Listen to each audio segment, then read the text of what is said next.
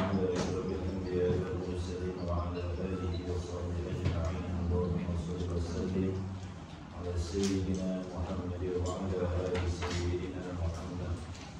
ولا حول ولا قوة إلا بالله العلي العظيم. ولا حول ولا قوة إلا بالله العلي العظيم. ولا حول ولا قوة إلا بالله العلي العظيم. حسبنا الله ونعم الوكيل. على الله توكلنا. حسبنا الله ونعم الوكيل. على الله توكلنا. حسبنا الله ونعم الوكيل. على الله توكلنا.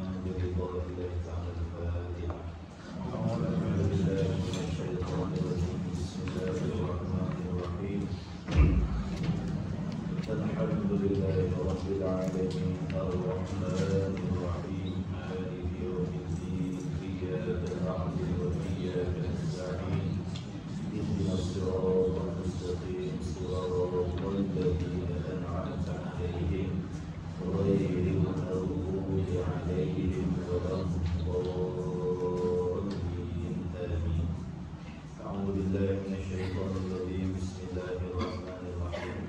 الحمد لله رب العالمين والصلاة والسلام على أشرف الأنبياء والمرسلين وعلى آله وصحبه أجمعين.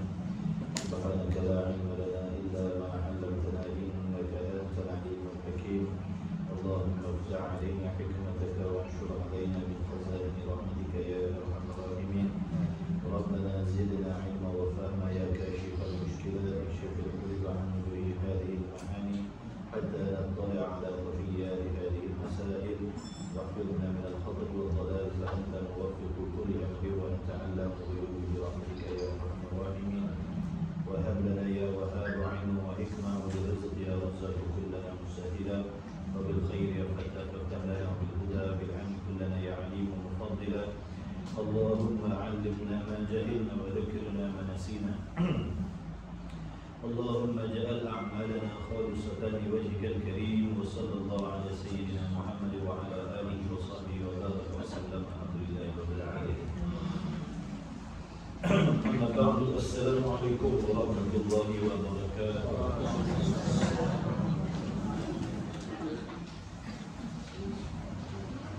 اللهم صل على سيدنا محمد. Kesuat berapa ni? 6.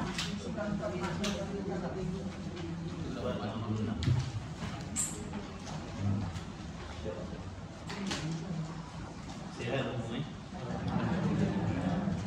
Rohani jasmani sihat. Hati sihat. Hati tak ada penyakit.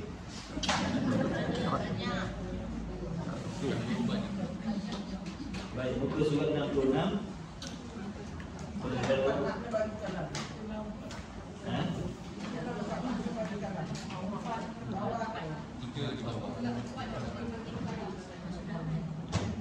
Itulah 4 makna bagi kalam. Bismillahirrahmanirrahim. Qala Syekhul Musannif rahimahullah ta'ala wa nafa'ana wa iyyakum bi 'ulumihi fid dharain amin ya rabbal alamin.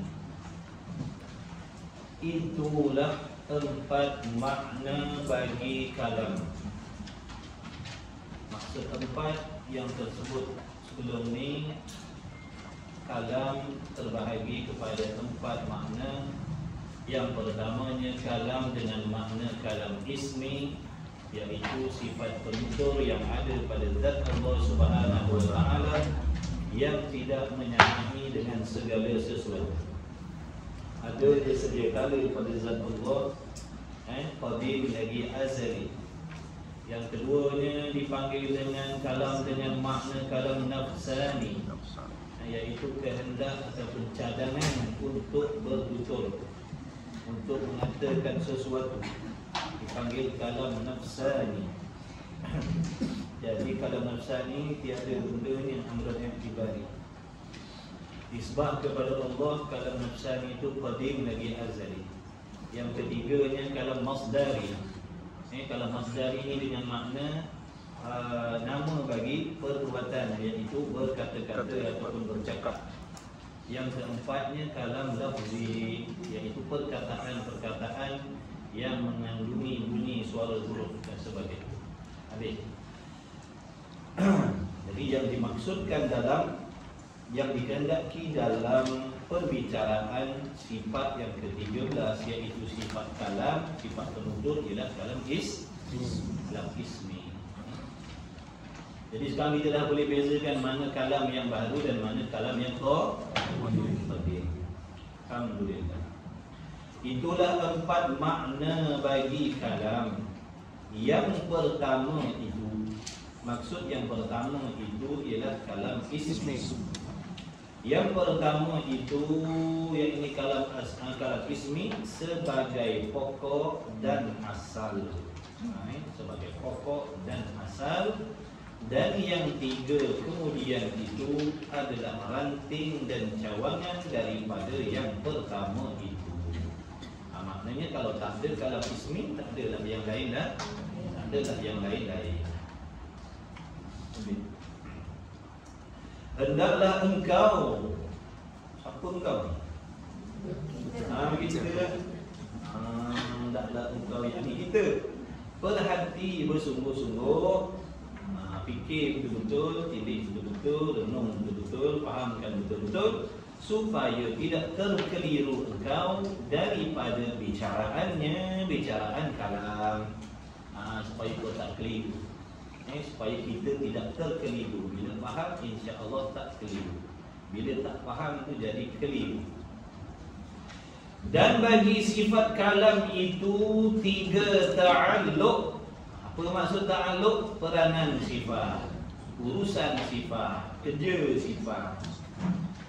Jadi sifat-sifat ma'ani itu ada ta'alluqnya kecuali sifat hayat. Ada pun sifat kalam ni ada ta'alluqnya. Yang dinamakan dia ta'alluq. Yang dinamakan dia ta'alluq sifat kalam. Urusan sifat kalam ni dinamakan, dipanggil dengan ta'alluq dilalah. Ta'alluq dilalah. Apa maksud dilalah ni? Erti dilalah menunjuk atau beriwayat. Mudahnya nak bagi tahu. Dilalah ni makna nak menunjukkan, nak bagi tahu. Nak bagi tahu. Faham nak bagi tahu? Faham tak nak bagi tahu? Faham tak saya nak bagi tahu ni?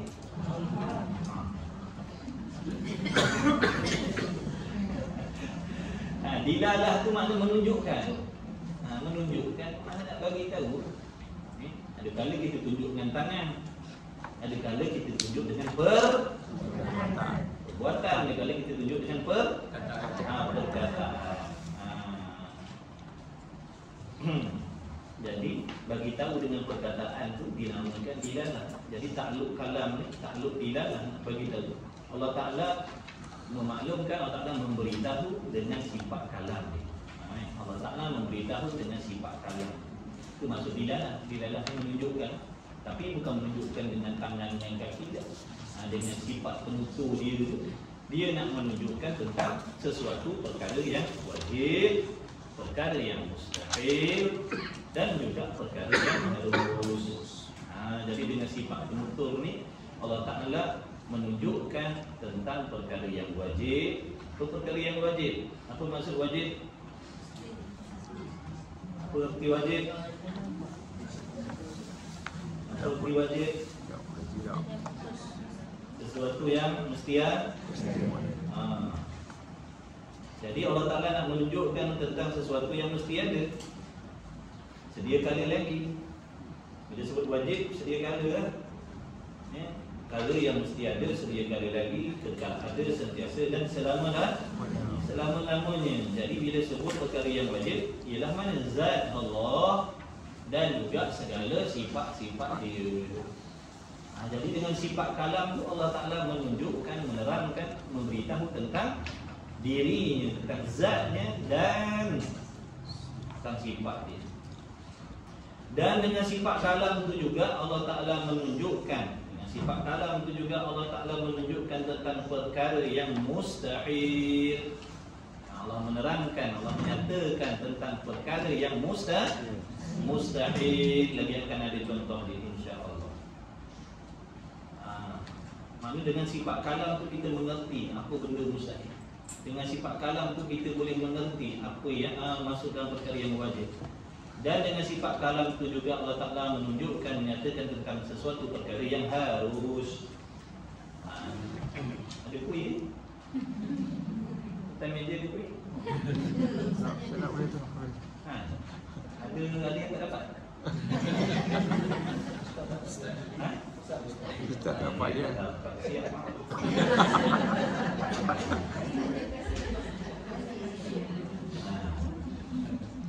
Baik. Dan sifat kalam itu tiga ta'aluk yang dinamakan dengan ta'aluk ilah. Ingat tu. Ta'aluk qudrat dipanggil apa? Qudrat ta'aluk apa?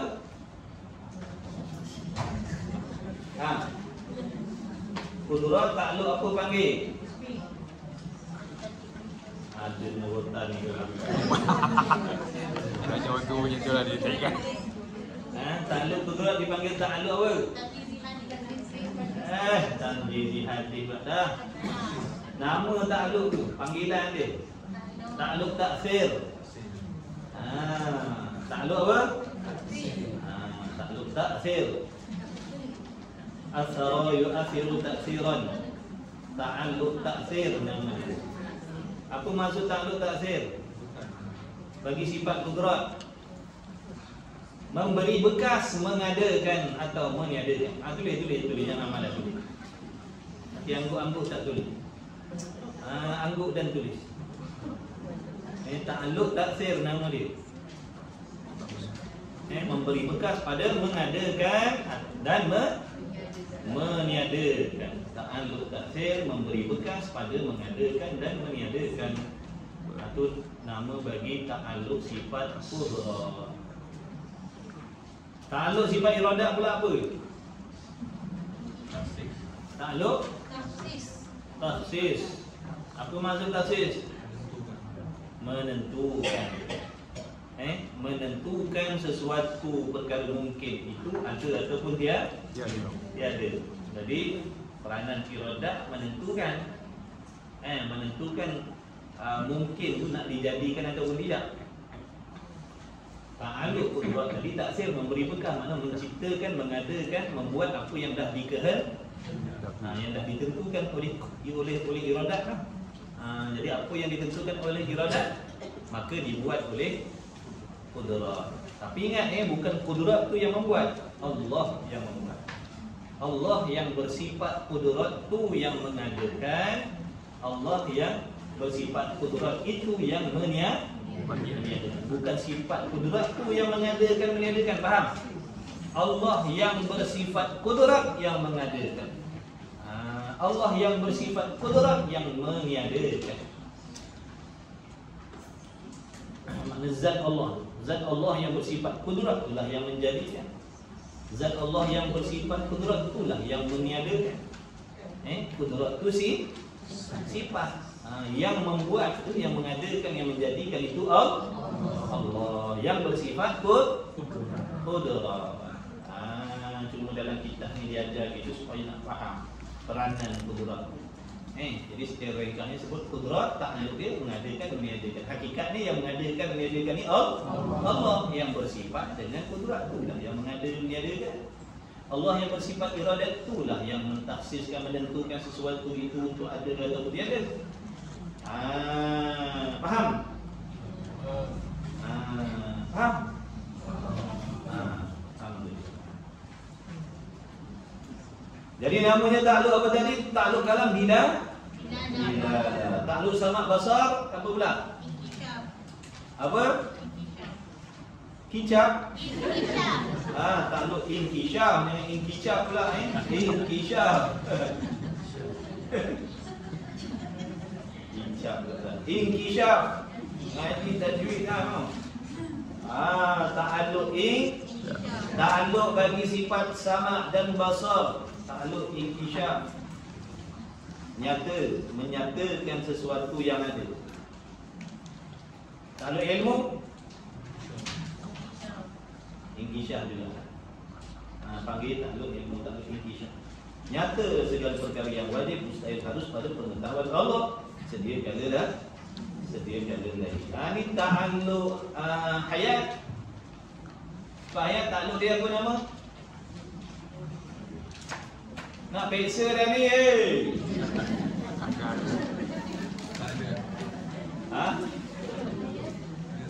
Dia tak lama nak peksa dah ni berapa bulan. Gaya juga. Kalam tak ada, apa hayat tak ada tahan. Tu dia jawapan dia. Sifat kalam, sifat ilmu tak ada, sifat hayat tak ada tahan. Tak ada tahan lu. Cuma suatu sifat yang nak mengesahkan, nak membolehkan adanya segala sifat yang lain pada zat Allah. Jadi seolah-olah satu syarat, seolah-olah syarat bukan syarat. Kemudian sifat hari ini sifat kalam. Ta'alluq kalam namanya dilalah. Dan sifat kalam itu 3 ta'alluq dinamakan dia 3 ta'alluq sifat kalam tadi dengan ta'alluq dilalah, artinya menunjuk ataupun beriwayat, bagi tahu. Faham? Faham tak ni? Siapa tak faham jangan angkat tangan. Dilalah makna bagi tahu, menunjukkan. Tu belakang tu dia angkat tangan. Ada? Faham tu InsyaAllah. Yang pertama, jadi yang pertama dinamakan dengan ta'alluq suluhi qadim.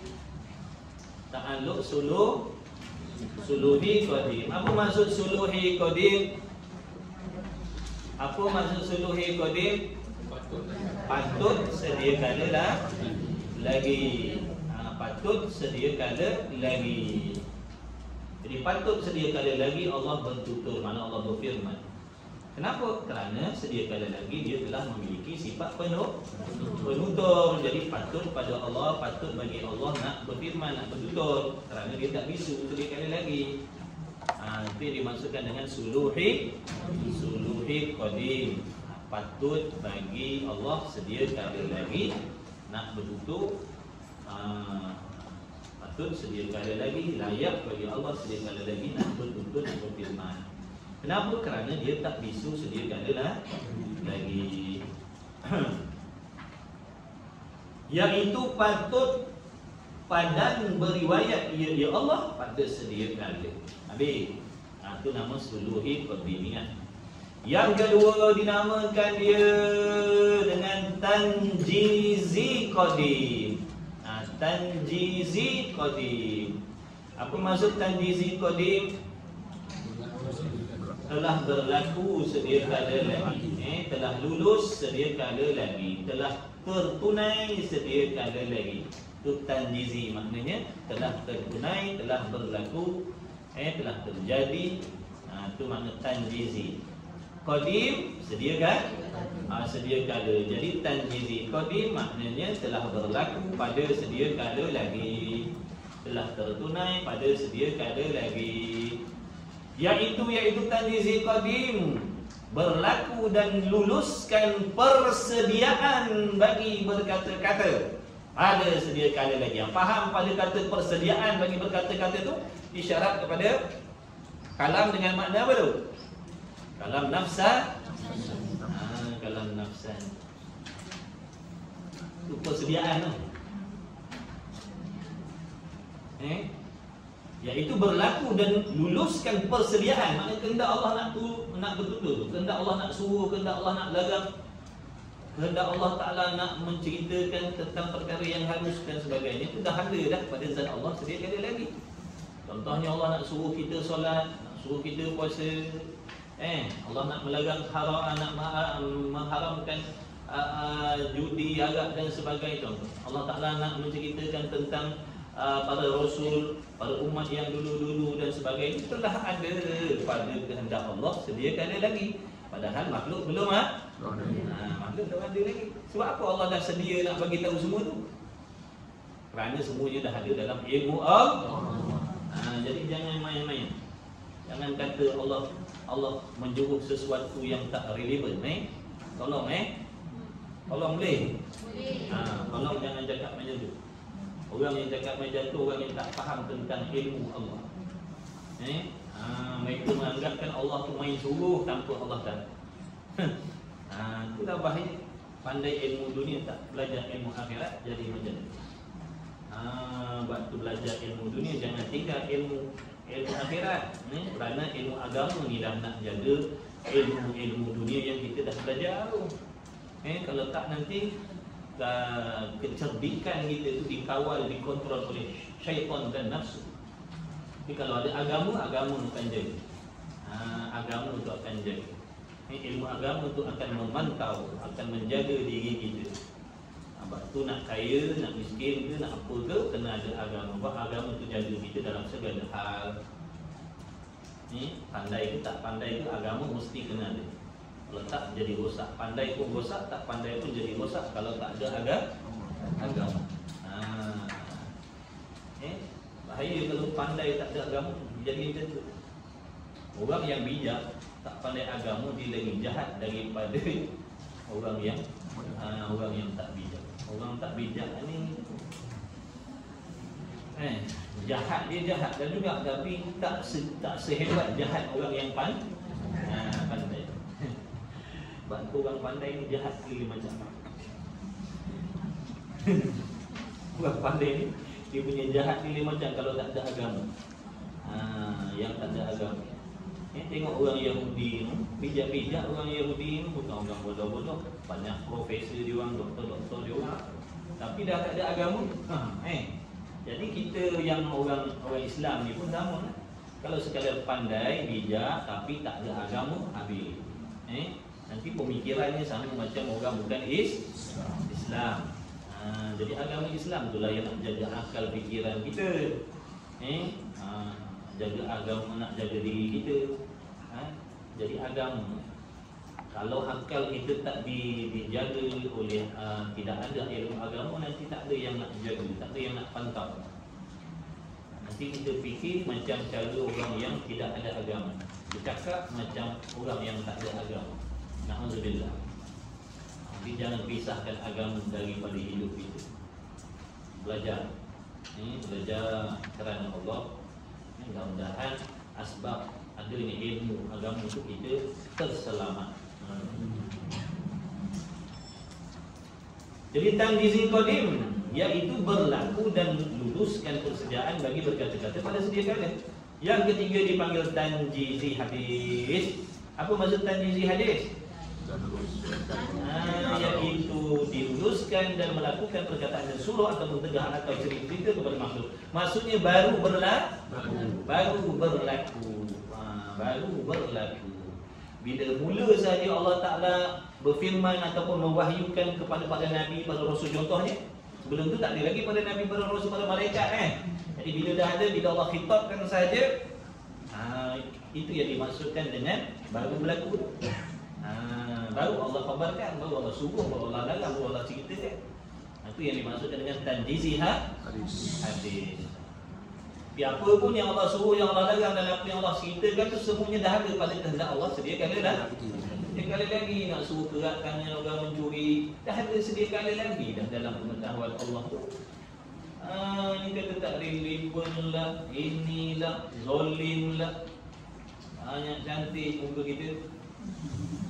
Ingat dunia ni, alam ni kita punya ke? Sebab tu kena sedar diri kita siapa, duduk menumpang bumi siapa, menumpang nikmat siapa. Jangan jadi sombong, jangan takabur. Akal kita pun Allah bagi pinjam dengan belas kasih dia bagi pinjam akal. Allah bagi pinjam akal. Tanpa akal tak boleh belajar apa. Sebab tu kena sedar diri. Jangan melampau batas. Jangan lupa kepada Tuhan yang memberi kita nikmat. Daripada jahil kepada ilmu. Bila dah ada ilmu, lawan Tuhan lah. Daripada dalam perut Tuhan jaga, bagi makan, bagi minum. Dah besar Allah tolong kita, mak ayah kita usaha sebagai asbab kita boleh belajar ini itu, pandai ini itu. Nak faham pun Allah yang bagi, Allah yang tolong. Nak berjaya ilmu dunia pun Allah tolong. Kan? Iftiqaru ilaihi ma siwahu. Semua makhluk bergantung kepada Allah. Dalam segala hal. Gerak diam kita nak fikir, nak lihat, nak apa, semua serba-serbi bergantung kepada Allah. Tiba bila Allah bagi nikmat, pandai sikit lebih daripada orang, lawan Tuhan dah. Dikatanya Tuhan tak adil, dikatanya Tuhan tak pandai, dikatanya Tuhan tak bijak, dikatanya Tuhan tak betul, dikatanya Tuhan tak kena. Na'udzubillah. Ini pun hamba yang melupakan kepada Allah. Lupa diri. Ini na'udzubillah. Moga Allah selamatkan kita dan keturunan kita. Ini daripada orang yang macam, jadi orang macam apa pun jangan lawan Tuhan. Pandai ke tak pandai ke, kaya ke miskin ke, ikutlah, jangan lawan Tuhan. Inilah yang telah tersebut, iaitu ta'alluq suluhi qadim, kemudian tanjizi qadim dan tanjizi hadis. Itu maksud 3 ta'alluq bagi sifat kalam. Dan dalil makna bukti yang menunjukkan atas ada sifat kalam pada Allah Ta'ala itu. Mana dalilnya? Di atas pegangan kita. Kita percaya yakin Allah ada sifat penutur, Allah yang maha bertutur, berfirman. Mesti kita kena tahu buktinya, mesti kita kena tahu dalilnya. Dan dalil atas ada sifat kalam, sifat penutur pada Allah, yakni pada zat Allah itu, dalilnya ialah kita fikir. Maknanya dalil akli, fikir dengan akal yang waras, tilik, dan tilik kepada makhluk ini. Jikalau tidak ada sifat kalam pada Allah Ta'ala, kalau dah jadi akal kita yang waras ni fikir, kalau dah tidak ada sifat penutur pada Allah Ta'ala, maka jawabnya nescaya adalah ia, yakni Allah itu bersifat bisu. Betul ke tidak akal kita fikir macam tu? Betul ke tidak akal kita fikir macam tu? Jangan kata tak pula. Betul lah tu. Tak faham. Akal kita fikir kalau Allah tidak bersifat dengan penutur, jawabnya bisu. Betul tak kita fikir macam tu?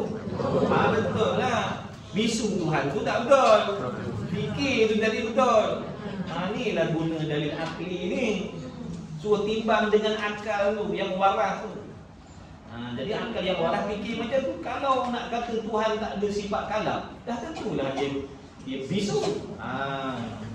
Boleh ke terima akal kita bisu Tuhan? Tak boleh. Bisu tu sifat kekurangan yang mustahil. Mana boleh ada pada zat Allah?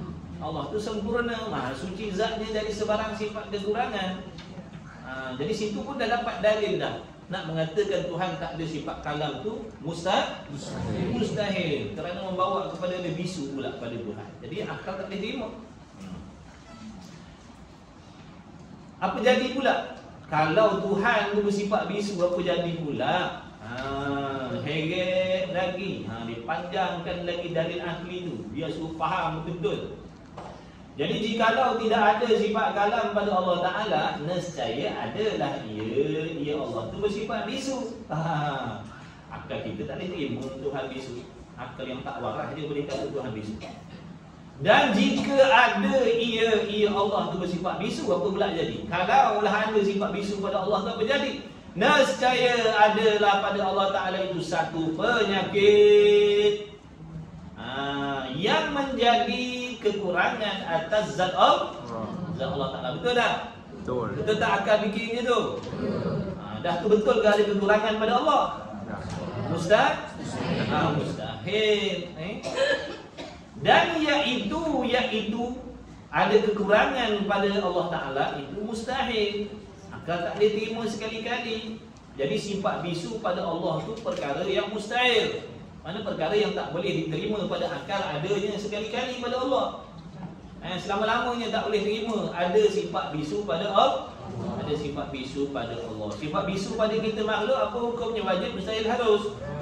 Harus. Bisu kita harus. Bisu Allah mustahil. Mesti tidak sekali-kali. Tak boleh terima pada akal. Kenapa pula mustahil? Kenapa pula ada kekurangan, ada bisu pada Allah itu dikatakan mustahil hukumnya? Kerana ni jawab mustahil itu kerana membawa kepada lemah. Maka apabila ia Allah bersifat lemah, nescaya tidak adalah sesuatu daripada makhluk ini. Dah kalau Tuhan tu lemah, lagi pula bila Tuhan tu bersifat bisu, dia berhajat tak kepada yang menyempurnakan? Bila Allah tu berhajat kepada yang lain untuk menyempurnakan, dengan sendiri ternafilah istighna Allah Ta'ala. Apa maksud istighna? Terkaya Allah. Apa maksud terkaya? Tidak berkehendak dan tidak berhajat kepada yang lain. Tapi kalau seandainya dikatakan Tuhan tu pekak, Tuhan tu bisu, duduk dalam kekurangan, akal kita fikir setiap yang duduk dalam kekurangan sudah tentu berhajat kepada yang lain untuk menyempurnakan, betul? Betul. Jadi bila ada hajat kepada yang lain tu, dengan sendiri ternafilah istighna. Sebab maksud istighna terkaya. Terkaya apa maksud? Tidak berkehendak dan tidak berhajat kepada yang lain. Jadi sifat kalam ni di antara sifat yang nak menunjukkan Allah Ta'ala itu bersifat dengan kaya. Kerana kalau dia bisu, membawa kepada dia ada kekurangan, dan membawa kepada dia berkehendak berhajat kepada yang lain untuk menyempurnakan kekurangan yang ada pada zat dia. Dengan sendiri menafikan makna apa tadi? Istighna. Bila dah menafikan makna istighna, tak boleh nak dipanggil tu, tak boleh panggil Tuhan. Tak ada sifat istighna, tak boleh panggil Tuhan, sebab istighna ni sifat Tuhan. Jadi faham betul-betul maksud kaya Allah ni, maksudnya tidak berkehendak dan tidak berhajat kepada yang lain. Lagi pula kalau Tuhan bersifat lemah. Kalau Tuhan itu bersifat lemah, bagaimana makhluk nak berhajat kepada dia? Iftiqaru ilaihi ma siwahu. Bagaimana sekalian makhluk nak berhajat kepada dia kalau dia bersifat lemah? Kita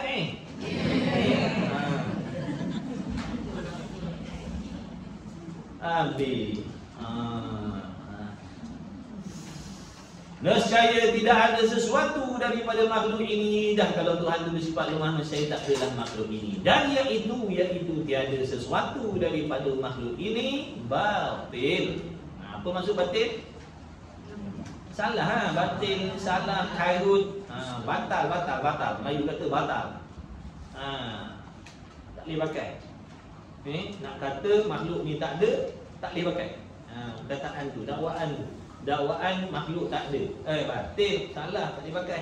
Sebab apa pula tak boleh pakai? Kerana makhluk ini sudah ada. Mana tahu dengan mana dalilnya makhluk tidak ada? Dengan musyahadah. Ini apa maksud musyahadah? Nampak dengan mata kepala kita. Dah dilihat pun, mata kita dah menyaksikan adanya makhluk, adanya alam. Jadi bagaimana nak mendakwa makhluk tak ada? Orang tak sihat je lah.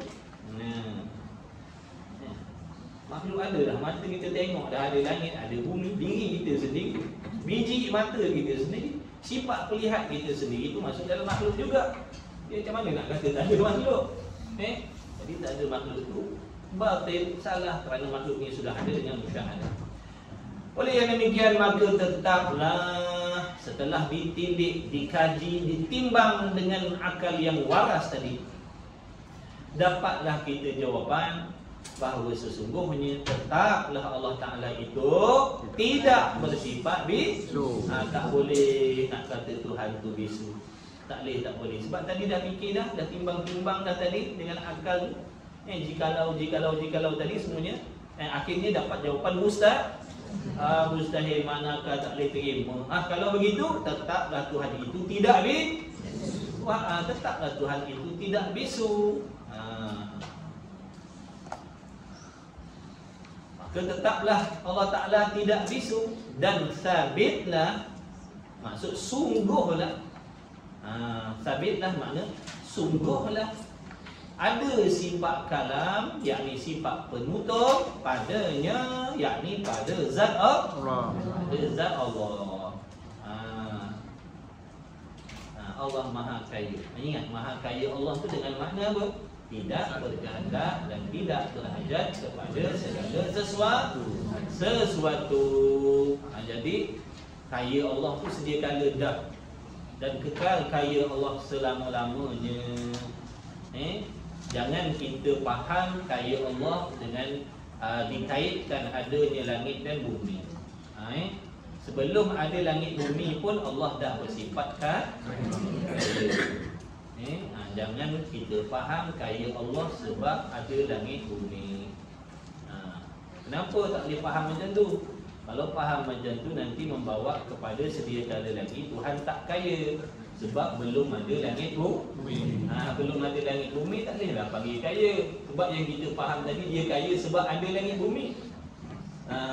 Jadi sebelum ada langit bumi tak boleh dah panggil kaya. Sebab tu salah. Kalau yang kita faham kaya Allah sebab ada langit bumi itu salah. Yang sebetulnya kaya Allah tu sebab dia tidak berkehendak dan tak berhajat kepada segala sesuatu sedia kala lagi dan selama-lamanya. Semua orang tahu Allah Maha Kaya, tapi tak semua faham maksud kaya Allah. Kita pun tak faham juga sebelum belajar, betul? Cuma sebelum belajar dulu bila sebut Allah Maha Kaya, yang kita faham sebab apa? Sebab ada langit bumi. Sebab itulah dia kaya. Jadi dah seolah-olah macam serupa dengan kaya makhluk pula, kaya muqayyad. Bila ada harta baru panggil kaya. Tak ada harta tak panggil kaya. Jadi kaya Allah bukan kaya muqayyad, kaya hakiki. Dia tidak berkehendak dan tak berhajat. Ada makhluk ke tak ada makhluk ke, dia tetap bersifat kaya. Kita makhluk tak ada harta tak dipanggil kaya, ada harta panggil kaya. Allah ada langit bumi tak ada langit bumi, ada syurga ada neraka tak ada syurga tak ada neraka, dia tetap bersifat kaya. Maksudnya dia tetap bersifat tidak berkehendak dan tidak berhajat kepada segala sesuatu. Boleh tanya? Tadi Ustaz cakap takluk dan Tanjizi Qadim dia dipanggil kalam nafsani.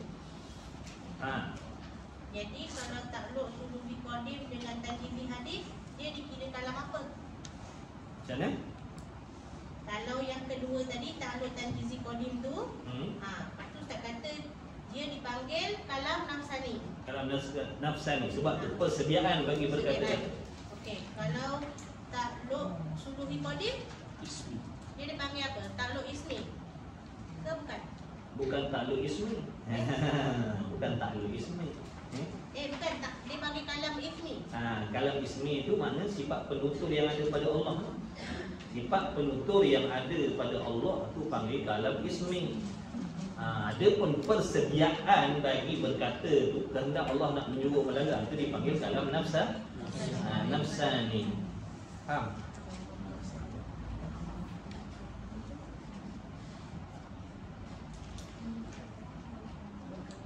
Maka tetaplah Allah Ta'ala tidak bisu dan sabitlah sifat kalam padanya, pada zat Allah. Itulah, apa maksud itulah? Itulah tadi pegangan dan kepercayaan dalam hati kita, iaitu Allah Ta'ala memiliki sifat penutur, wajib bersifat dengan penutur, sedia kala lagi Allah tak bisu. Itulah pengakuan yang sebenarnya. Itulah pengakuan yang sebenar. Maksudnya dalam hati seseorang, dalam hati kita mengiktikadkan Allah wajib bersifat dengan kalam sedia kala lagi dan kekal adanya sifat kalam pada Allah selama-lamanya dan tak bisu. Jadi itulah yang dimaksudkan dengan pengakuan yang sebenar. Adapun kalau orang tu dia beriktikad Allah Ta'ala bisu, maka pengakuannya tidak sebenar. Itulah pengakuan yang sebenar yang muafakat. Ia pengakuan. Pengakuan kita tadi, Allah Ta'ala tidak bisu, ada sifat penutur pada Allah.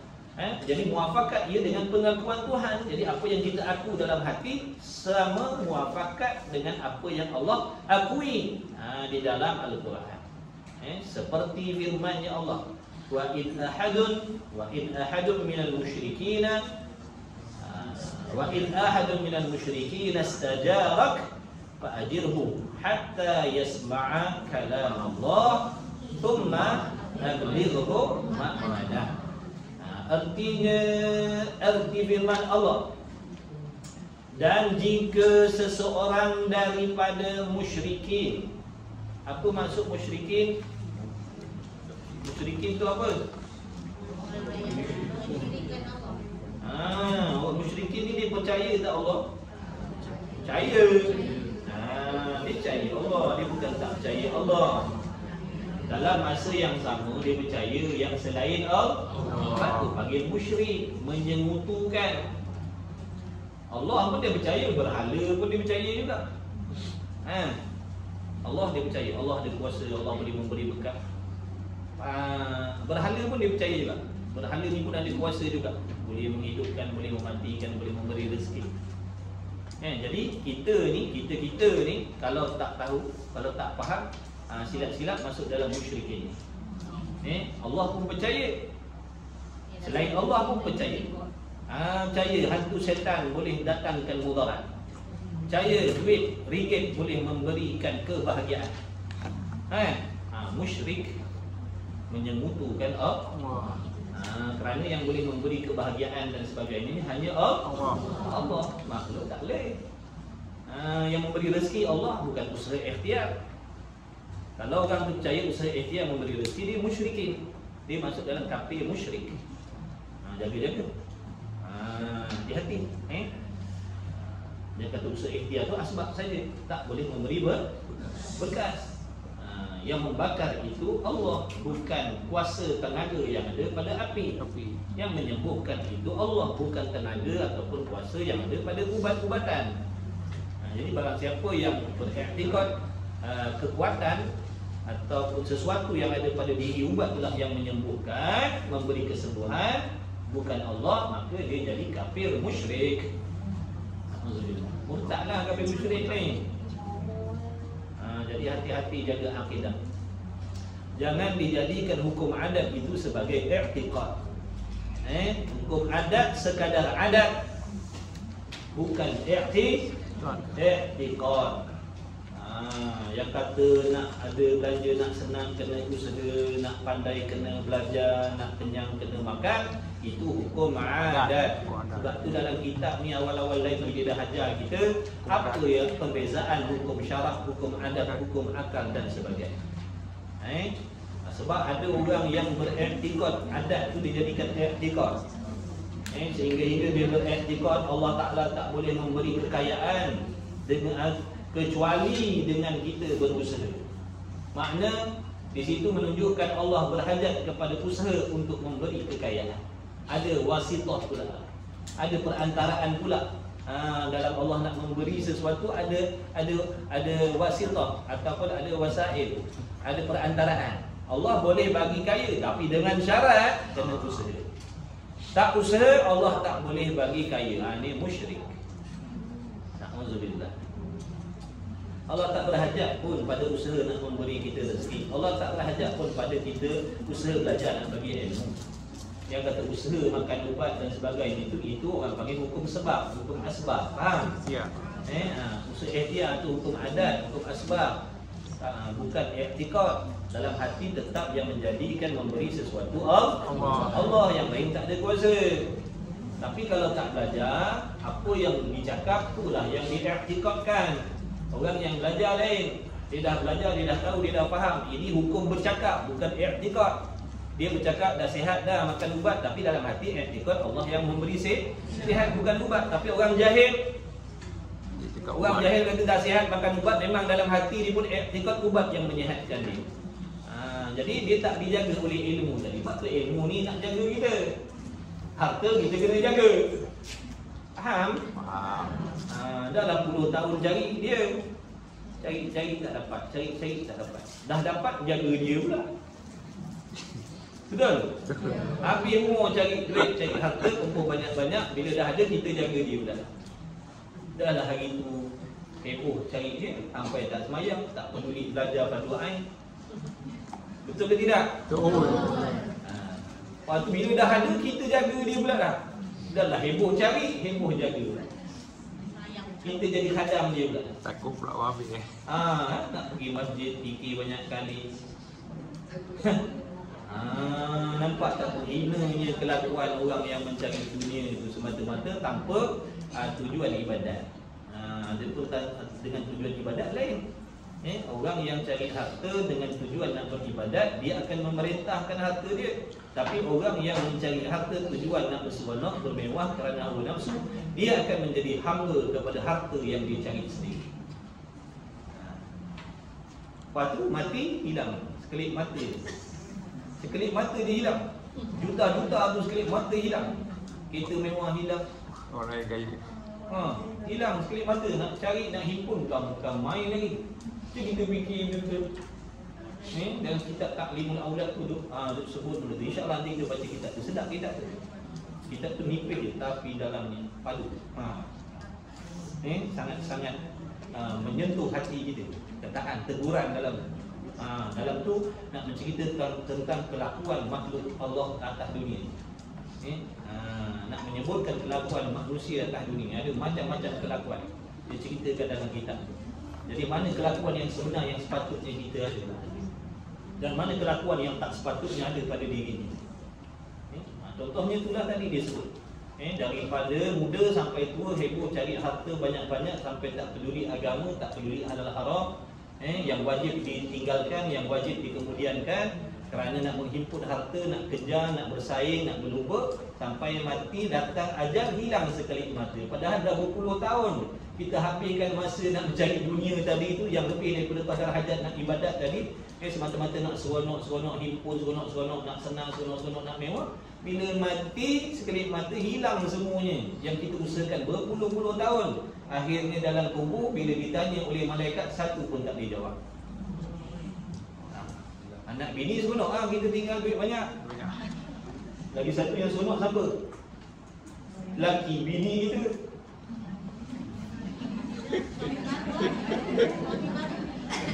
Laki baru bini kita, dia seronok kita dah himpun puluh tahun. Dia menikah dengan bini kita, dapat siap semua. Sakit tak hati kita dalam kubur? Fikir. Fikir, sakit tak hati kita dalam kubur? Dah lah kena azab dengan malaikat. Bini kita seronok dengan tok laki baru dia, dengan harta benda yang kita dah siapkan. Pakaian dalam plastik kita beli, dia yang pakai. Betul. Sebab tu jangan jadi lilin. Nak bagi tegang orang lain, kita kena bakar lah. Sungguh ulama duk kata lagu tu, bukan saya kata. Tapi memang betul lah, kita sibuk-sibuk, penat lelah, habis umur, sampai tak peduli agama, tak ada masa nak pergi belajar ilmu agama, nak kejar benda dunia ni. Lepas tu datang mati sekelip mata yang kita himpunkan dengan susah payah, penat lelah tadi, habis sekelip mata. Dalam kubur bila malaikat tanya, semuanya gagal, tak boleh jawab. Sebab atas dunia dulu kita beribadat dengan cara main suka-suka, main gasa-gasa tanpa panduan ilmu, main agak-agak. Akhirnya amalan kita tak diterima oleh Allah. Anak bini kita duduk senang atas dunia, seronok dengan harta benda yang kita tinggalkan. Itu yang kata habis-habis bodoh, katanya Musannif. Orang yang buat macam tu habis-habis bodoh. Tak ada bodoh dah lebih daripada tu. Bodoh, paling bodoh sekali macam tu. Sungguh dalam kitab tu dia sebut macam tu. Memang betul kita kena iakan lah. Kalau tak nak iakan, maknanya kita ada ego, sombong. Padahal benda yang disebut tu betul. Jadi kita fikir. Tak peduli halal haram, nak kumpul harta, nak berlumba, nak bersaing punya pasal. Dalam kubur, bila tanya tentang solat, tentang iman, tentang apa, semua tak boleh jawab. Yang dah tinggal memang seronok. Dah ada harta benda pun dia menangis pun, waktu kita mati menangis olok-olok je. Sungguh-sungguh. Cuma masa tu saudara ramai datang. Waktu hidup nak cium tangan kita pun susah. Bila dah mati buat lolok, cium sini, cium sana, melalak sini, melalak sana. Pergi dah. Tak buat jangan terasa. Yang dah buat baguslah. Yang tak buat waktu mati itulah konon-konon dia lah yang paling sayang sekali. Waktu hidup minta maaf lah. Dengan mak bapak pun macam tu. Jijik nak cium tangan mak bapak. Bila dah mati konon-konon cium peluk mak, peluk ini, peluk tu. Konon-konon sayang. Dah bohong, tu semua lakonan. Jadi jangan jadi anak yang macam tu. Waktu dia hidup, bila nak peluk, nak cium, baru kita dapat tengok riak wajah dia. Seronok tengok anak buat macam tu pada dia. Bila dah mati kaku sejuk macam tu, nak cium baru. Tak ada apa dah. Na'udzubillah min dzalik. Jadi kita perbaiki, perbaiki. Nanti cerita pasal tadi tu lah. Jadi hati-hati, waspada. Cari harta, carilah. Jangan sampai terlupa kita punya perjalanan akhirat. Yang nak jawabnya kita, bukan orang lain. Yang nak jawab, yang nak harungi alam barzakh tu kita seorang. Kalau boleh ajak anak bini pun dia tak nak ikut. Kalau ada kata boleh ajak lah, dia pun tak nak. Kau matilah seorang. Sebab kalam puasa tentang takluk sebab kalam ni. Sebab kalam ni bertakluk dengan takluk dilalah kan. Maknanya setiap sifat dia punya perbahasan huraian tu, maknanya setiap sifat lain tu dia ada, mana saya nak tahu sifat kalam ni macam mana dia punya perincian dia. Takluk sifat kalam tu macam mana? Contoh dikatakan takluk sifat kalam tentang perkara yang wajib. Dilalah makna menunjukkan tentang perkara yang wajib. Mana contohnya? Contohnya Allah Ta'ala berfirman, Anallah. Dalam Quran Allah firman, Anallah, aku Allah. Jadi aku Allah ni nak menyatakan tentang perkara wajib ke mustahil ke harus?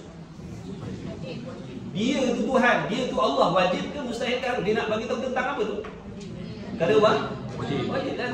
Itu maksudnya dilalah makna nak menunjukkan tentang perkara yang wajib. Anallah, la ilaha illallah, tiada Tuhan melainkan Allah. Mana tiada Tuhan melainkan Allah ni wajib ke mustahil ke harus? Itu contoh nak memberitahu tentang perkara wajib. Itu dilalah ni makna nak menunjukkan. Dengan kalam tu tadi Allah menunjukkan tentang perkara wajib.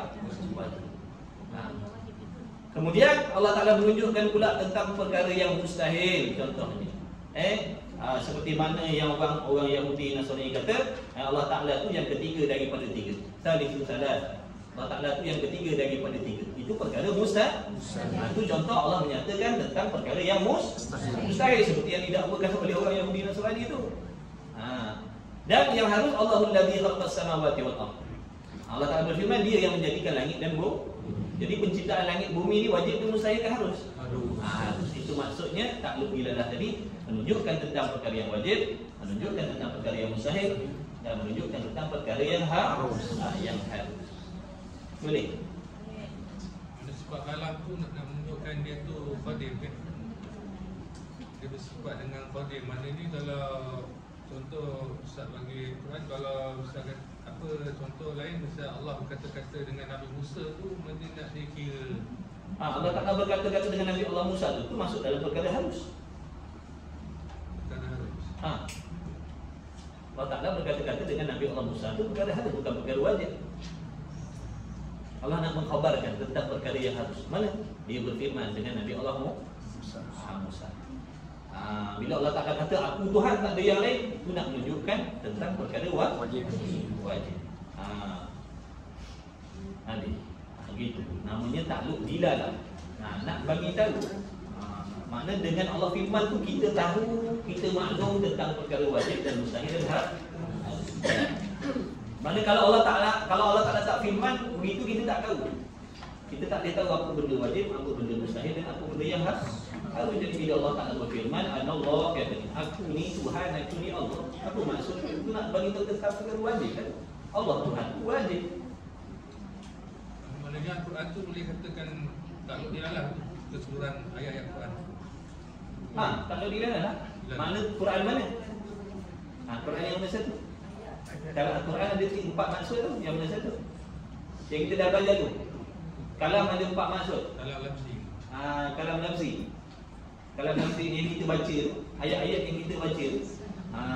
Ayat-ayat yang kita baca tu, yang kita bacakan tu, yang kita suarakan tu dipanggil kalam lafzi ataupun kalam masdar. Jadi nak menunjukkan tentang apa yang bersangkut paut dengan perkara yang wajib, yang mustahil, yang harus. Adapun sifat kalam pada zat Allah itu qadim, bukan harus. Kemudian katanya musannif lagi, dan jika seorang daripada orang musyrikin, musyrikin ni maknanya orang yang percaya Allah, tapi dalam masa yang sama dia percaya selain Allah. Jadi jangan kita percaya selain Allah boleh memberi berkah. Tukang sihir ke, hantu syaitan ke, iblis ke, apa ke, semua tu makhluk yang tak boleh memberi berkah. Tak boleh memberi berkah. Sama ada memberi berkah, memberi kesan lah. Memberi berkah tu maknanya memberi kesan baik ataupun buruk, memberi kesan manfaat ataupun mudarat. Hanya Allah saja yang boleh memberi kesan baik buruk. Manfaat, memberi kesan yang baik yang buruk hanya Allah. Memberi kesan mudarat pun Allah. Jadi tidak ada yang lain. Apabila seseorang itu mempercayai ada selain Allah boleh memberi mudarat, maka dia masuk adalah musyrik, orang kafir yang menyekutukan Allah. Jadi jangan kita menyekutukan Allah. Jadi kalau ada orang musyrikin minta perlindungan akan dikau ya Muhammad sallallahu alaihi wasallam, maka berilah perlindungan, keamanan akan dia, akan orang musyrikin sekalipun dia musyrik. Tapi bila dia minta pertolongan, minta perlindungan, maka bagilah perlindungan. Nampak tak? Ini akhlak. Inilah akhlak Nabi SAW. Nabi tak zalim. Dan itu juga merupakan dakwah. Dan bila dah orang musyrikin tu diberi perlindungan oleh Nabi Muhammad SAW, berilah perlindungan keamanan akan dia sehingga mendengar ia orang musyrikin akan kalamullah Ta'ala. Sampaikan kepada dia kalamullah, ceritakan tentang keelokan Islam, akidah yang sebenar, agama yang sebenar. Dia nak pakai tak nak pakai itu tak dia lah. Sampaikan. Kemudian hantarlah dia di tempat yang aman, tetap di tempat yang selamat.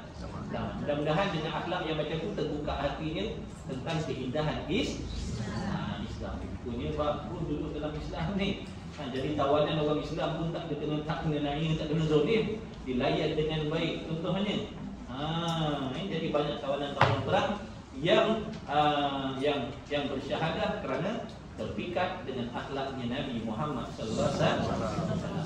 Baru dia tahu Islam ni bukan agama yang suka nak zalim orang. Dia takkan bunuh kecuali kalau tak diserang. Dia takkan membunuh kalau tak diserang. Dia bukan jenis agama suka bunuh orang dah. Dia tak usik orang kalau orang tak usik dia. Yang usik orang tu bukan salah agama, tu salah dia. Ada orang Islam membunuh, menzalim tu bukan salah agama, tu salah diri dia. Yang tak nak beramal dengan Islam tu. Kalau dia beramal dengan Islam, dia tak jadi orang macam tu. Nipu orang lah, zalim orang lah, Islam tak suruh. Dia yang buat. Bukan Islam suruh bunuh orang, suruh tipu orang. Kemudian uraian sifat yang ke-14, iaitu kaunuhu qadiran. Habis dah sifat ma'ani, habis dah. Waktu pun nak habis ni. Jadi sifat ma'ani dah habis dah. Sifat ma'ani ada berapa? 7. Surat irada, ilmu, hayat, sama, basar dan kalam. Sama, basar dan kalam.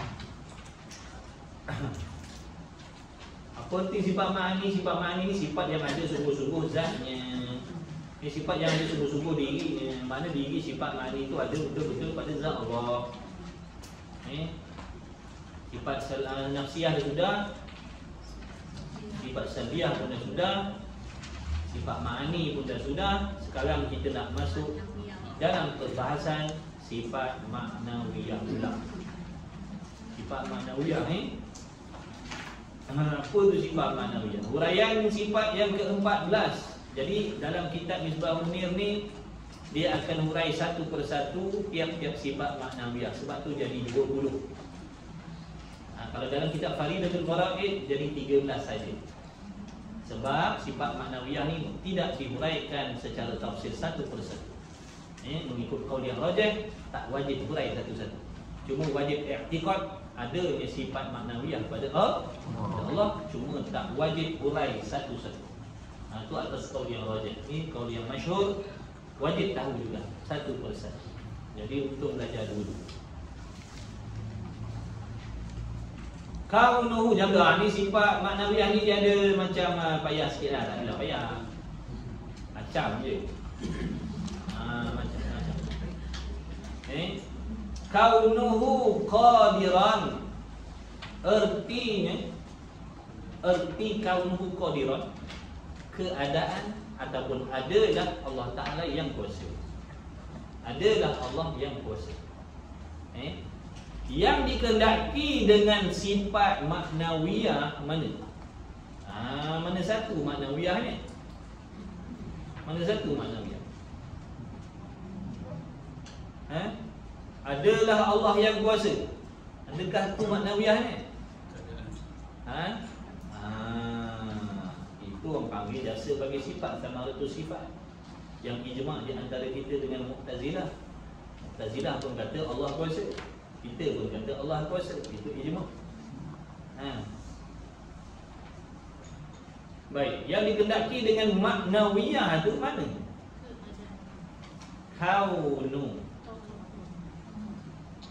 Kaunu, perkataan kaunu tu yang nak dibahaskan sekarang.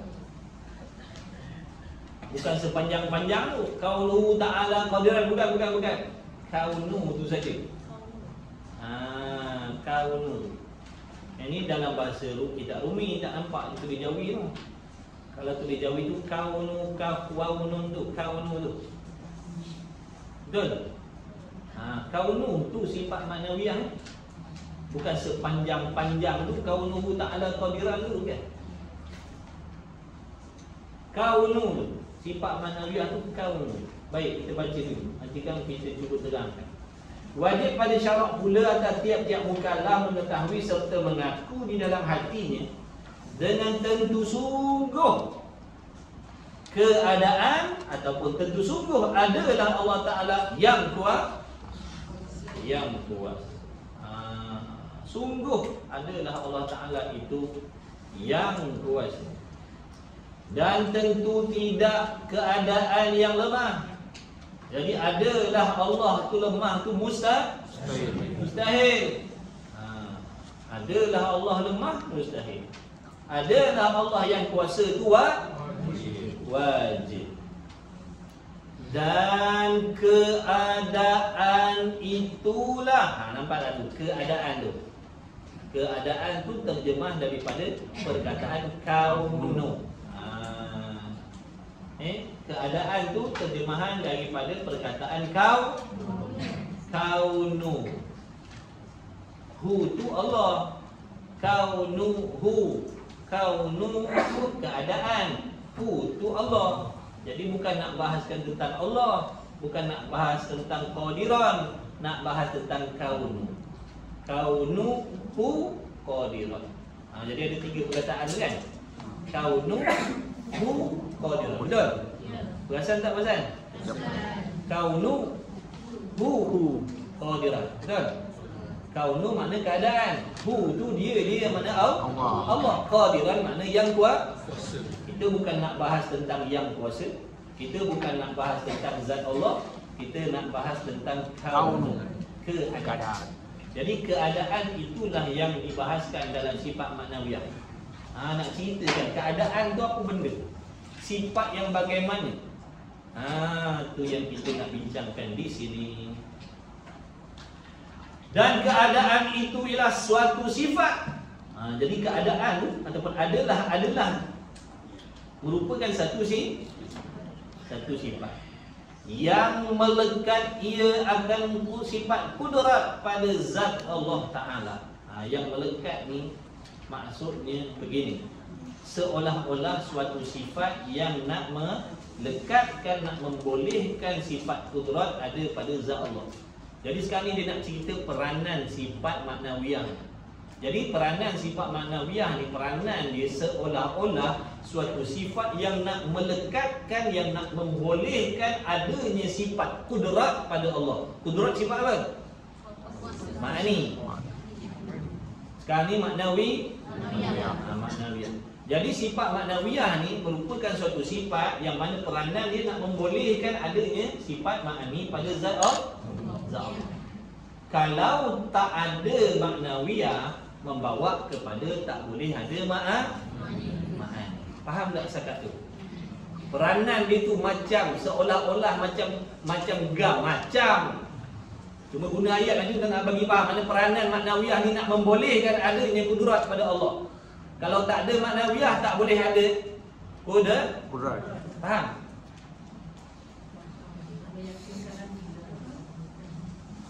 Kalau tak ada maknawiyah, sifat kudrat tak boleh ada pada zat Allah. Jadi peranan maknawiyah ni, peranan dia macam suatu sifat yang nak melekatkan, nak membolehkan duduknya, adanya sifat kudrat pada Allah. Tahu tak gam? Tahu peranan gam? Apa gam punya peranan? Tapi jangan tuan-tuan ingat gam pula ni sifat maknawiyah ni. Nak bagi faham, dah nak cerita macam mana lagi? Gunakan perkataan tu nak menunjukkan supaya tuan-tuan faham peranan dia, nak membolehkan adanya sifat kudrat pada Allah. Kalau tak ada maknawiyah, tak ada kudrat ataupun tak ada ma'ani. Setakat tu faham? Ya. Gam kan, tak tahu gam. Apa tahu? Peranan dia tu. Peranan dia tu macam, jangan tuan-tuan iktikad sifat maknawiyah ni gam pula. Cuma nak bagi faham, nak mendekatkan faham. Jadi peranan maknawiyah ni yang namanya keadaan tadi tu. Keadaan tu adalah suatu sifat yang nak membolehkan adanya sifat kudrat pada Allah. Sebab sekarang ni kita sedang cerita kaunuhu ta'ala qadiran. Jadi kita sebut kudrat. Kita tak nak sebut lagi iradat. Sebab sekarang ni kaunuhu qadiran, keadaan Allah yang kuat. Bukan nak sebut keadaan Allah yang kendaki, itu belum lagi. Ni keadaan Allah yang kuasa. Jadi kita nak bincangkan sini keadaan. Keadaan ni adalah satu sifat yang nak membolehkan adanya kuasa tu pada Allah. Sifat kudrat daripada Allah. Boleh? Ada yang termenung, kelip pun tidak. Kelip pun tidak. Ustaz, kalau sifat kudrat tu saja, siapa sudah pun menunjukkan Allah itu kuasa? Kenapa ada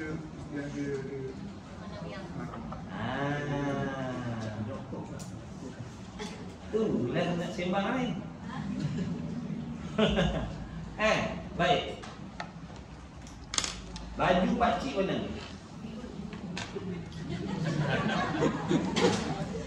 Jawab nak buat macam tu. Okey, warna biru. Diri warna dengan kain tu sama? Tak. Satu benda sama ke tak? Tak. Lain. Bagaimana warna biru tu boleh duduk kat kain?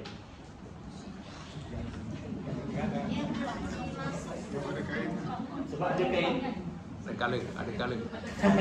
Macam mana biru benda lain, kain benda lain. Macam mana boleh duduk biru tu pada kain? Ada color. Sebab ada color. Color tu biru lah. Macam mana boleh ada biru tu pada kain? Apa yang membolehkan biru tu duduk pada kain?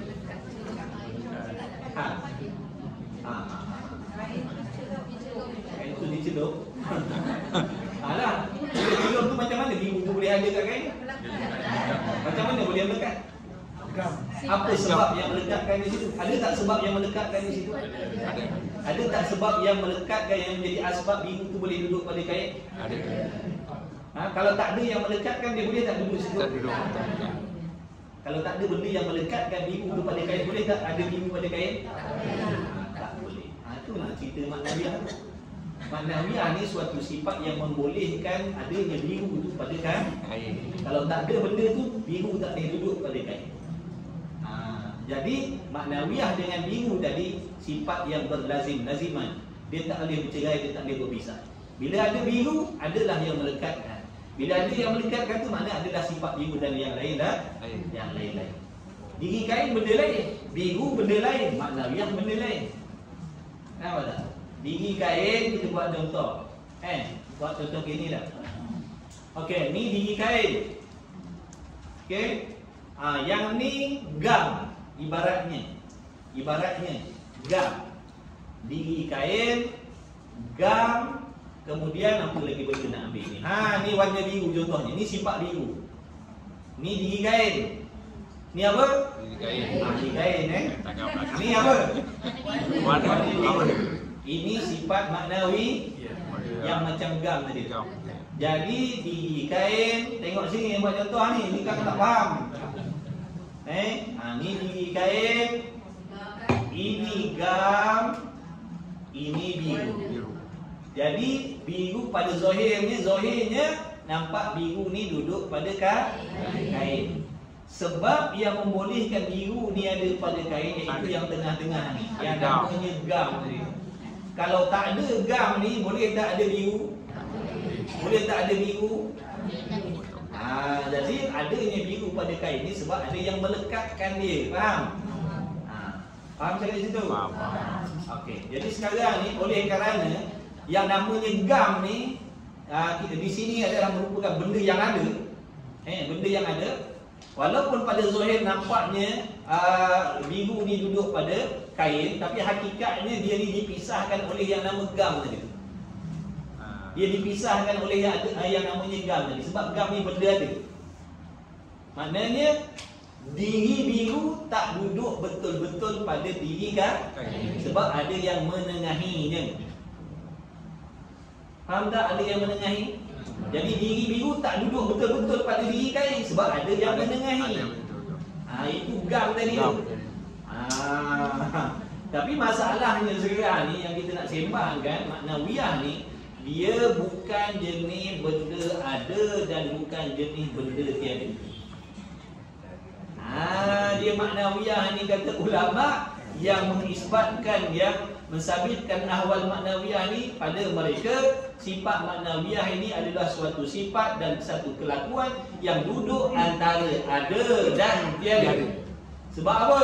Kalau nak kata ada betul-betul, membawa kepada sifat tak duduk pada zat, kerana dipisahkan oleh benda ada tadi. Dah menyalahi kaedah.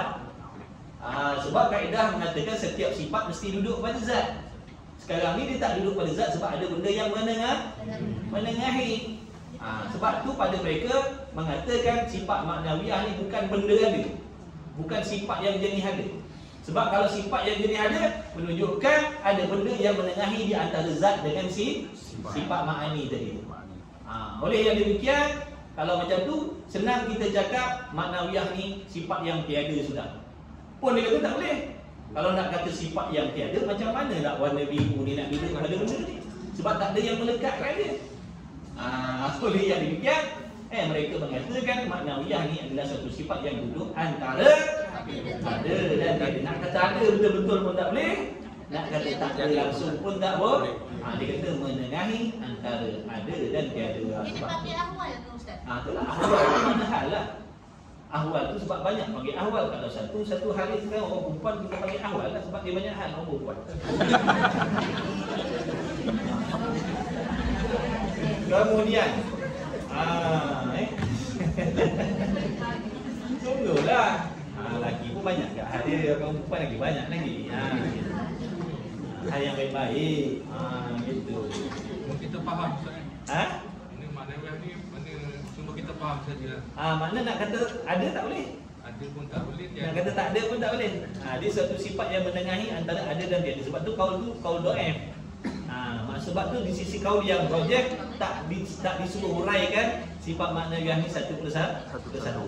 Kerana pada pandangan mereka maknanya sesuatu yang duduk antara ada dan tiada tu benda yang dhaif, yang lemah. Yang lemah. Sebab tu dia tak kira dalam sifat maknawiyah tu tak dikirakan tak dihuraikan satu persatu. Hanya wajib mengetahui secara umum sahaja, tak dibahaskan macam dalam kitab ni. Dalam kitab ni dibahaskan maknawiyah tu apa, ada ke tak ada. Dalam kitab ni, dalam kitab Faridah tak sebut macam ni. Sebab mereka mengikut qaul yang rajih. Qaul yang rajih wajib belajar 13 je. Ada pun sifat maknawiyah yang 7 ni tak disuruh hurai satu persatu kerana pada mereka tu dhaif. Cuma wajib i'tiqad adanya maknawiyah pada Allah, kerana maknawiyah itu sifat kesempurnaan. Jangan dinafikan. Tak kira yang 7 tu bukan makna tak kira tu bukan makna menolak, bukan makna menidakkan, bukan makna menafikan. Tak kira kerana memaja mengetahui secara umum sahaja. Dalam kitab ni urai satu kerana mengikut ulama yang mengatakan kena kira juga sifat maknawiyah tu satu persatu. Kerana pada mereka ada benda yang duduk antara ada dan tiada. Waktu mereka kira tu yang jadi 20 tu, sebab kira satu persatu. Tapi tak wajib tahu ni. Tak wajib kita tahu maknanya maknawiyah tu ada ke tiada ke. Tu tak wajib tahu. Yang wajibnya i'tiqad adanya sifat maknawiyah pada Allah. Diri maknawiyah tu ada ke tiada, tu tak wajib kita tahu. Sebab dia masuk dalam perbahasan sifat ilmu tauhid yang halus-halus. Kita setakat fardu ain ni tak wajib tahu sampai ke situ. Tapi kalau tahu bagus. Baca kitab. Baik. Jadi wajib pada syarat pula tadi yang bukan mengetahui serta mengaku dalam hatinya dengan tentu sungguh keadaan Allah Ta'ala yang kuasa dan tentu tidak keadaan yang lemah. Dan keadaan itu, keadaan itu maksud kaunu tu, ialah suatu sifat yang melekat ia akan sifat kudrat pada zat Allah. Jadi seolah-olah sifat yang nak melekatkan, seolah-olah sifat yang nak melekatkan, yang nak membolehkan. Padahal sifat ma'ani dan maknawiyah ni dulu qadim lagi azali. Jangan kita kata ma'ani qadim maknawiyah baru pula, ataupun maknawiyah qadim ma'ani baru pula. Dulu ni qadim lagi azali ni sifat Allah. Cuma pada akal kita fikir gitu, nak bagi faham peranan sifat maknawiyah itu adalah satu sifat yang nak melekatkan, nak membolehkan adanya kudrat pada zat Allah. Dan ianya suatu kelakuan di antara ada dan tiada. Nampak tak? Ni yang saya sebut tadi tu.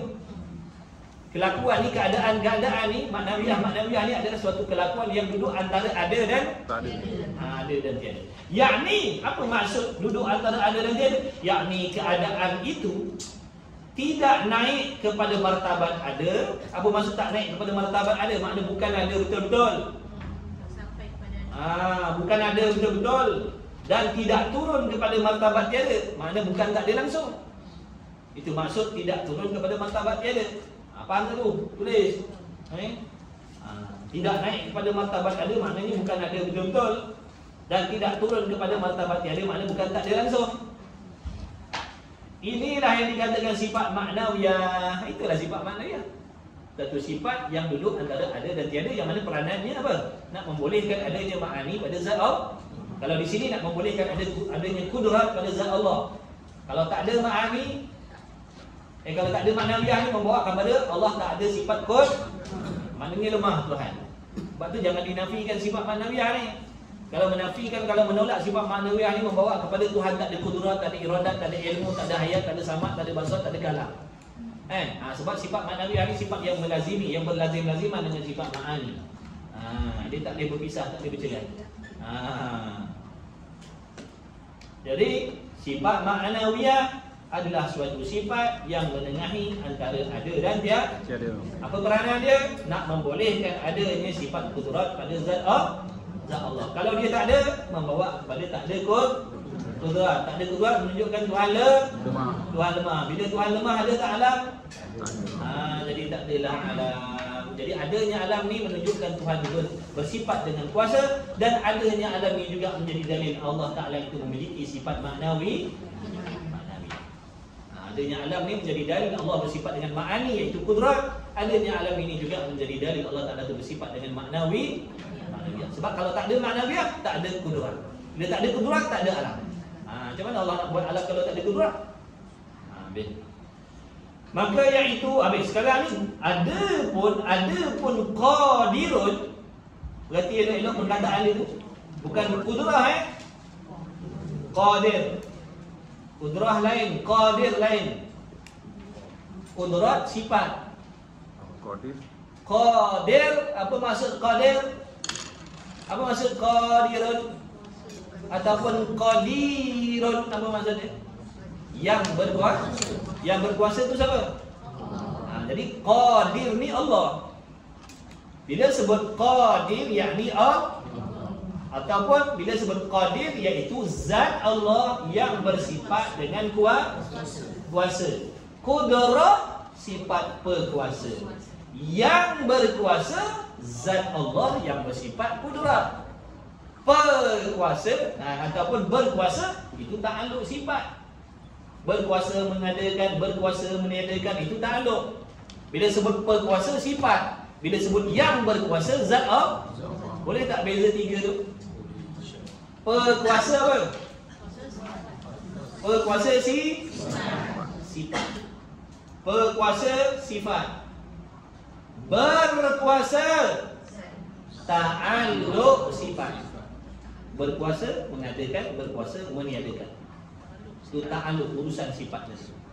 Yang berkuasa zat Allah yang bersifat qudrah. Berkuasa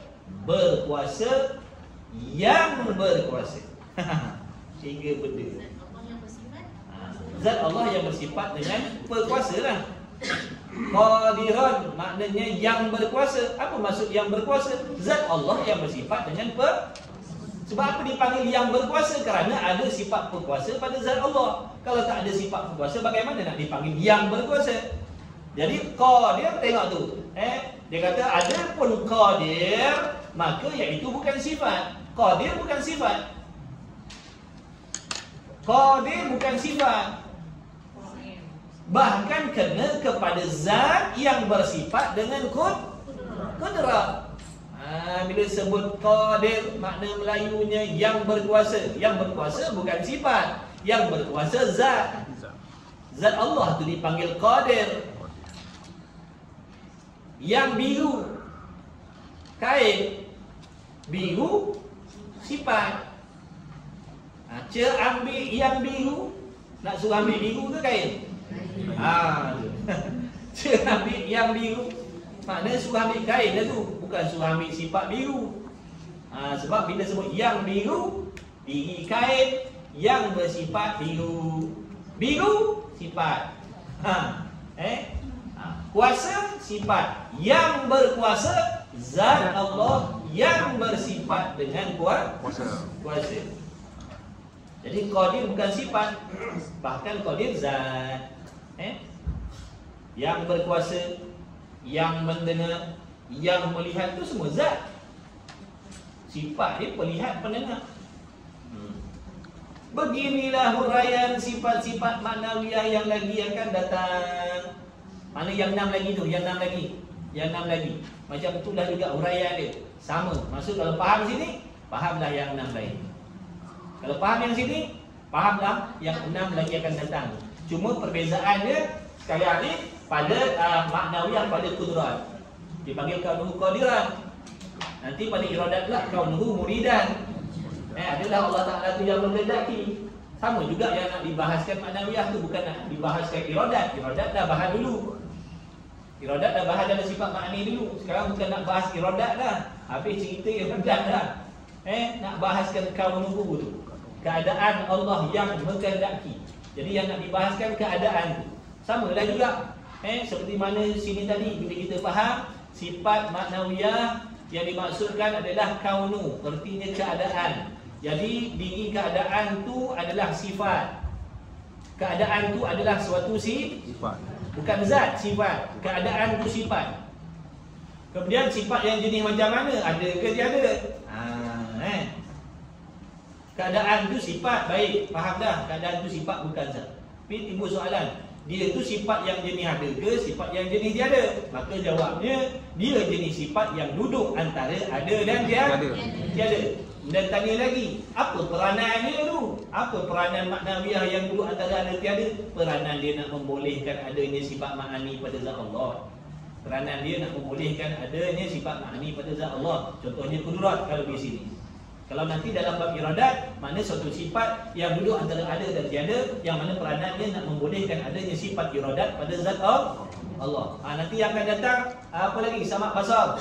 Suatu sifat yang duduk antara ada dan tiada, yang mana peranannya nak membolehkan adanya sifat iradat, sifat samak basar pada Allah. kiaslah yang lain-lain. Sebab tu dia kata yang akan datang bahasan dia sah. Kalau faham sini, fahamlah yang 6 lagi. Kalau bengong sini, bengonglah yang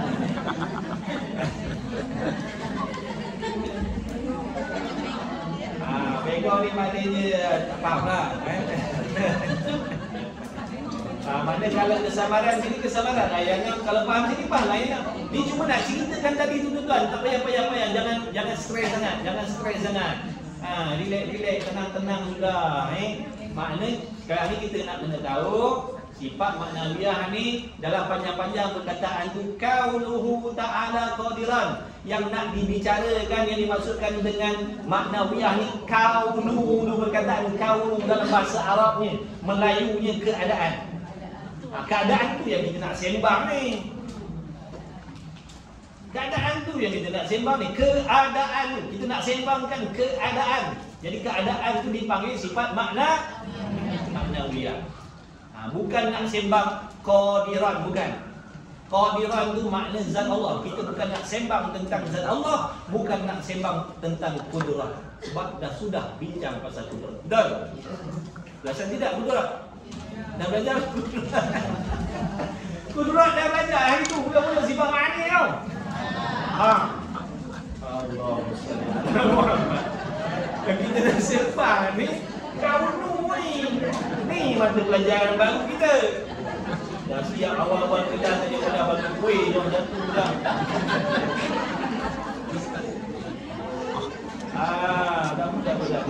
Kanak-kanak dewasa Ustaz. Kanak-kanak dewasa belajar ni ya. Kanak-kanak dewasa. Tak, bila seronok belajar tadi tuan. Tunggu. Jadi yang kita nak faham sekarang ni, maknawiyah ni kaunu. Sebelum ni bila sebut apa sifat maknawiyah, kita pun sebut qauluhu ta'ala qadiran. Kita pun tak tahu yang mana satu. Kalau tanya sebutkan sifat maknawiyah, kita pun sebutlah qauluhu ta'ala qadiran. Sepanjang-panjang tu kita sebut. Padahal yang dikendaki dengan maknawiyah bukan sepanjang-panjang tu. Kaunu tu je. Faham tak ni? Sebelum ni kalau orang tanya apa sifat maknawiyah, tuan-tuan sebut mana? Panjang. Panjang kan? Panjang tu. Sebenarnya bukan yang panjang-panjang tu. Yang panjang-panjang tu kalau tak ada kira makna Melayunya adalah Allah yang kuasa. Adalah Allah yang kuasa ni.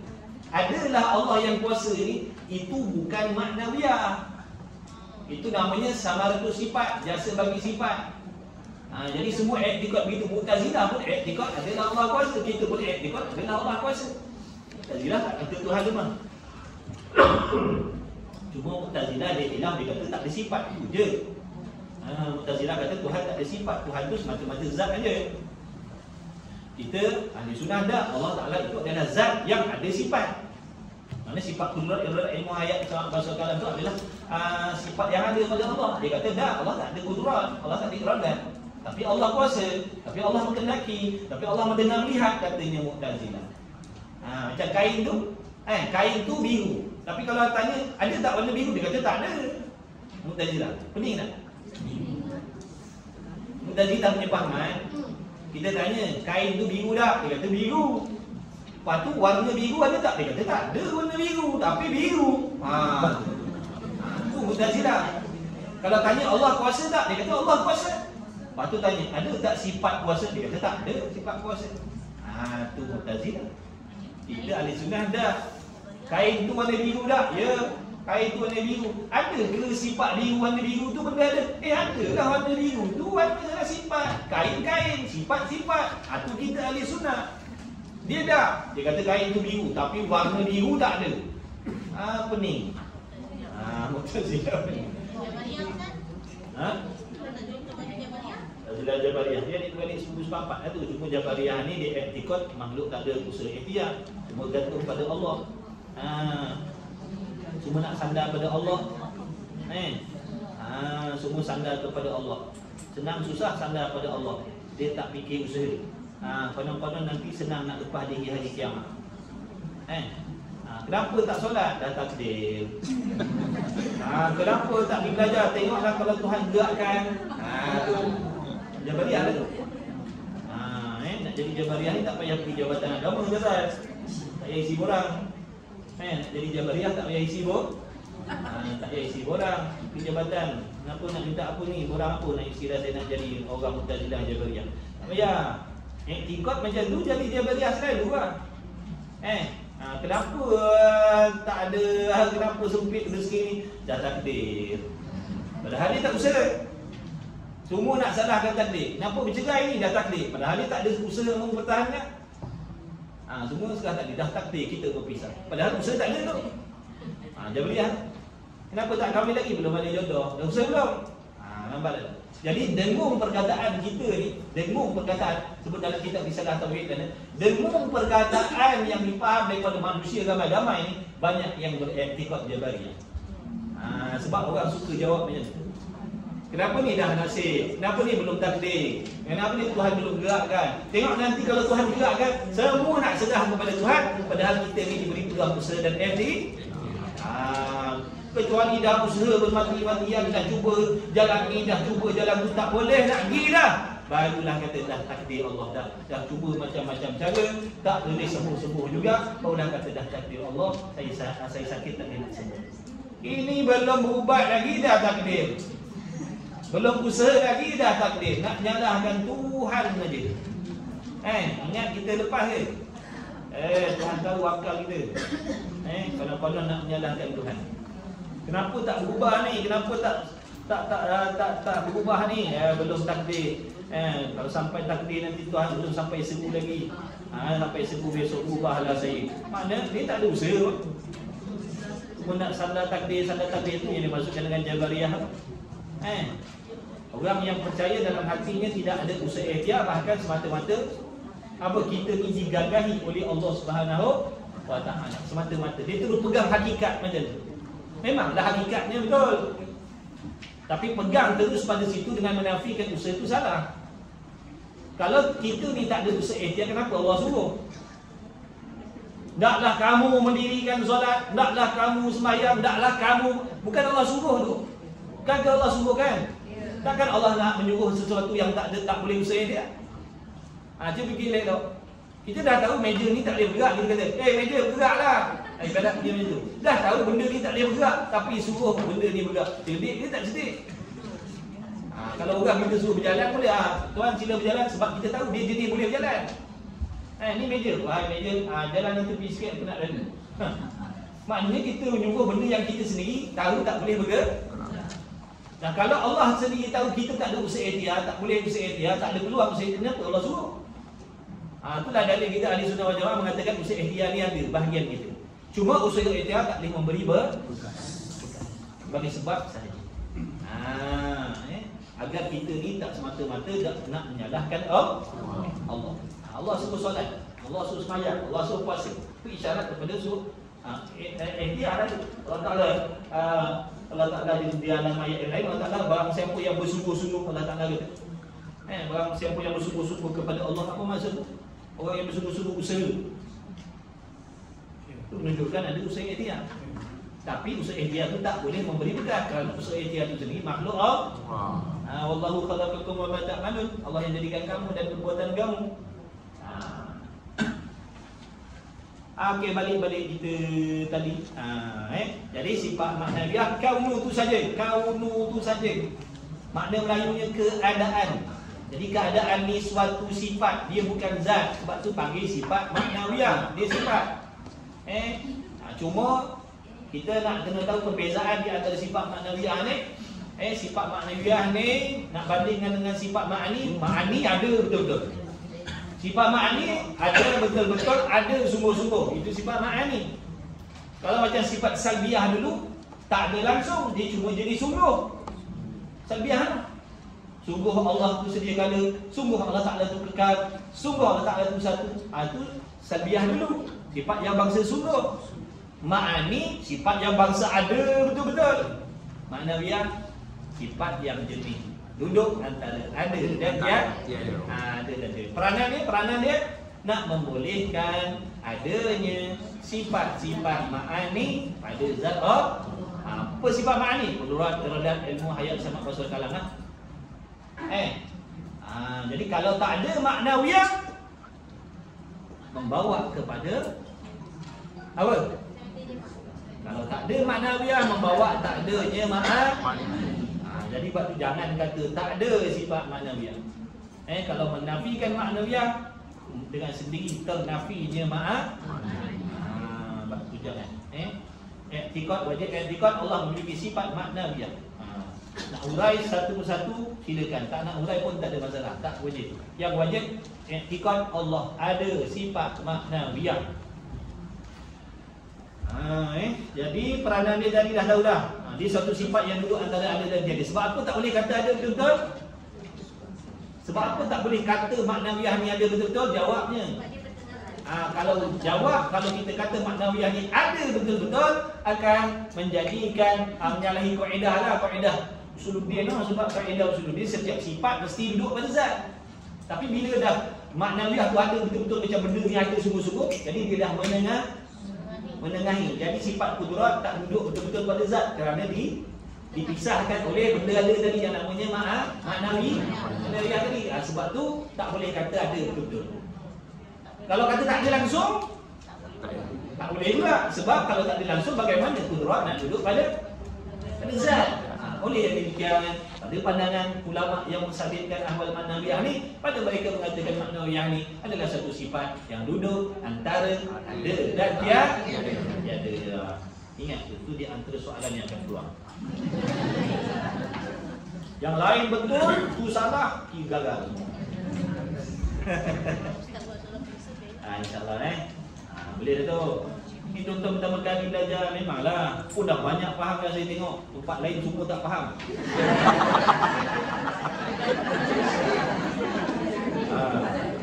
Tempat lain tanya tak boleh jawab. Tanya tak boleh jawab. Ini tuan-tuan tanya boleh jawab. Tempat lain saya cakap macam ni juga. Jadi InsyaAllah sebenarnya faham lah tu. InsyaAllah sikit-sikit sabar belajar tauhid ni. Sabar banyak-banyak. Istiqamah, jangan lagi. Jangan tak faham. Sebab tak faham jangan lagi. Sebab ilmu ni wajib kita belajar. InsyaAllah bila dalam kita dah mengharungi pelbagai jenis kepayahan, kesusahan, kesukaran dalam nak memahamkan ilmu tauhid ni, nanti bila Allah dah bukakan pintu kepahaman, kita akan rasa seronok yang tak boleh nak diceritakan. Dia punya kepuasan tu lain macam. Tak boleh cerita lah. Orang yang dah lalu dia tahu. Bila dia belajar apa pula, dia belajar benda tu susah, tapi bila dia dapat dia kata, oh subhanallah, seronok belajar. Sekarang ni rasa macam macam biasa berada belajar. Rasa tak faham dah inilah itu biasa. Bukan luar biasa tuan. Tuan-tuan tak faham belajar tauhid ni pertama kali, 2 kali, 3 kali tak faham, itu kebiasaan. Tak pelik. Jadi jangan berhenti. Belajar sampai kita mati, sampai kita meninggal. Sampai kita meninggalkan dunia ni, jangan tinggalkan majlis ilmu. Belajarlah pasal yang betul, usaha, istiqamah, usaha bersungguh-sungguh, kemudian doa pada Allah, serah pada Allah. Setelah kita usaha ikhtiar sungguh-sungguh, serah pada Allah. Dapat tak dapat, faham tak faham, itu Allah yang bagi. InsyaAllah apapun kita doa kepada Allah berkat majlis ilmu kita pada hari ini. Semoga semua yang dirahmati, diridai, dapat ampunan daripada Allah, diberikan balasan pahala yang berlipat kali ganda oleh Allah. Dikabulkan segala doa, segala hajat yang tersurat, yang tersirat, dipermudahkan segala urusan dunia dan akhirat, diberi keberkatan dalam apa juga usaha dan ikhtiar yang dikuatkan ini, insya-Allah.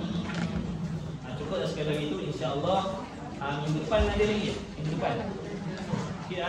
Ustaz Nizam nak masuk ini bila boleh apa? 15, 21, 11. Bulan 1. 21 11. Asal tak 1 bulan 11? Dia umrah. Ingat 1 bulan 11 boleh cuti awal sikit. Tak apa insya-Allah. Mudah-mudahan nanti lagi dah moga semuanya sihat, afiat, dipanjangkan umur, dimurahkan. Bismillah. Maaf kalau salah silap, tak faham, tak reti, saya minta maaf. La haula wala quwwata illa billah. Bismillahirrahmanirrahim. Alhamdulillahirabbil alamin wassalatu wassalamu ala Rasulillah. Allahumma rabbana fa'alna bima 'allamtana rabbana 'allimna alladhi yanfa'una rabbana faqih ahlana wa rabbana fi dinina ma ahli kulli unsa wa zakar. Allahumma khatisna mimma ana fihi khalasan jamila wa la hawla wa la quwwata illa billahil 'aliyyil 'azim. Wa sallallahu ala sayyidina Muhammad wa ala alihi wa sahbihi wa baraka wa sallam. Walhamdulillahi rabbil alamin. Taqabbalallahu minna. Allahu